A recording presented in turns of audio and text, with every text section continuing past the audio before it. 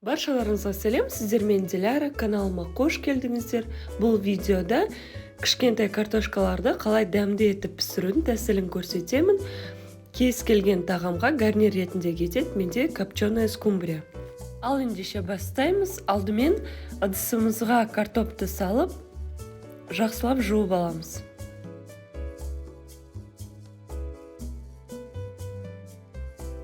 Жуып болған соң қазанға салып, су құямыз, үстіне тұз салып қайнатамыз.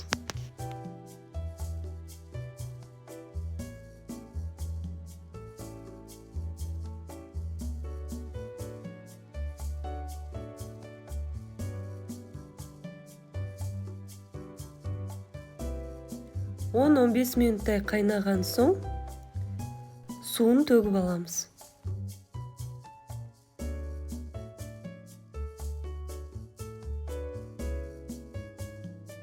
Шанышқының көмегімен жұмсарғанын тексеріп алсаңыздар болады.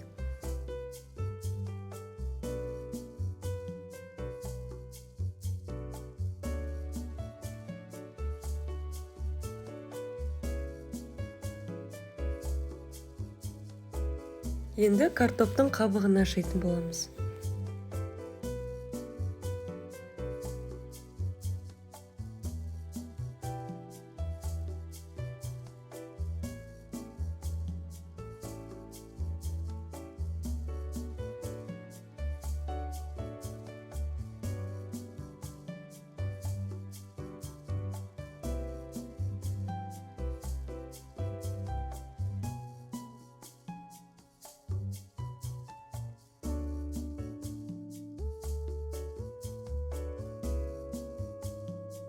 Барлығын тазалап болған соң қазанға май құйып, астын қатты отта картопты қуырамыз.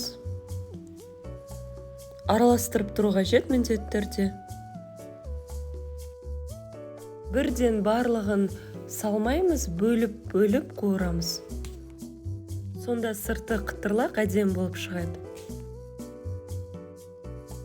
Қызып тұрған майға сарымсақ пен укроп қоссаңыздар да болады. Дәмі өте керемет шығады.